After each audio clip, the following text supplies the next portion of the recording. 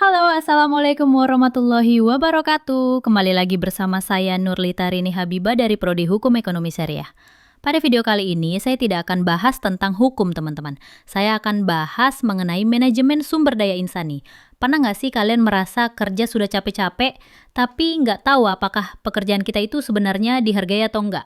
Atau mungkin kamu pemilik usaha yang bingung menilai mana karyawan yang benar-benar produktif.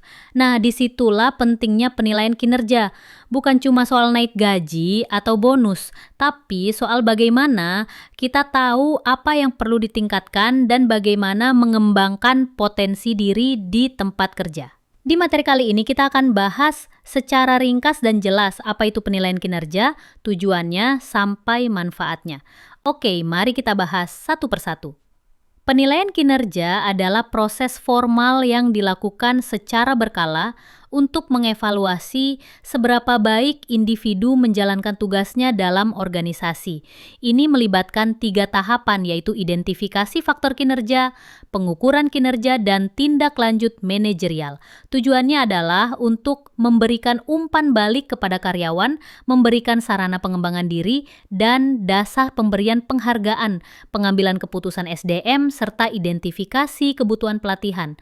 Kegunaan atau manfaat dari penilaian kerja sendiri adalah untuk meningkatkan produktivitas, menjamin keadilan dalam karir, mengidentifikasi pelatihan yang dibutuhkan, penyesuaian kompensasi dan promosi, serta mendiagnosis kesalahan desain kerja dan seleksi pegawai. Nah, saya akan berikan satu contoh kasus sederhana seperti penilaian kerja di Cafe Z Millennial. Cafe Z Millennial memiliki 4 karyawan barista. Belakangan, pelanggan mengeluh soal lambatnya pelayanan pesanan yang sering salah dan karyawan yang terlihat kurang bersemangat. Pemilik kafe, Kayunji, menyadari bahwa belum pernah menilai kinerja karyawannya secara terstruktur. Semua berjalan dengan asal kerja saja. Masalah utama di sini adalah, pertama, tidak adanya penilaian kerja, sehingga sulit mengetahui siapa yang bekerja baik atau tidak. Kedua, tidak adanya umpan balik, akibatnya karyawan tidak tahu apa yang perlu diperbaiki. Dan ketiga, tidak adanya motivasi atau penghargaan yang menjadikan karyawan bekerja dengan asal-asalan. Teman-teman, dari masalah-masalah tadi ya ada beberapa step atau cara yang dapat dilakukan untuk menyelesaikan masalah tersebut. 1. Endangeran metode checklist sederhana. Dalam gal ini, Kayunji dapat membuat daftar evaluasi mingguan seperti barista dating tepat waktu, apakah barista melayani pelanggan dengan ramah, peserta apakah pesanan sesuai dan cepat. Checklist ini diisi setiap hari dan direkap setiap akhir minggu. 2. Aktif feedback dan penghargaan. Sederhananya, Kayunji memberikan umpan balik secara langsung kepada karyawan. Contohnya mengatakan, Mas Yoga minggu ini paling gesit dan ramah ke pelanggan. Terima kasih ya. Atau karyawan terbaik diberi bonus kecil seperti voucher makan atau hal lain sebagai motivasi. 3. Mengadakan pelatihan kecil.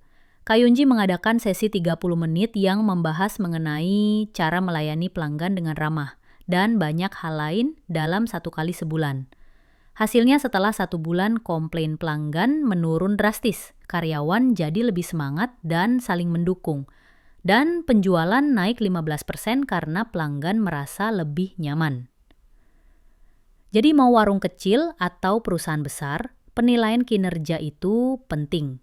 Dengan sistem yang adil dan sederhana, semangat kerja bisa meningkat, pelanggan pun makin loyal.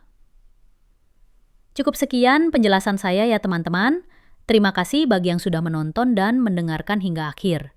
Jangan lupa like dan share video ini jika bermanfaat bagi kalian dan orang di sekitar. Bernya saya Nurlita pamit undur diri. Wassalamualaikum warahmatullahi wabarakatuh.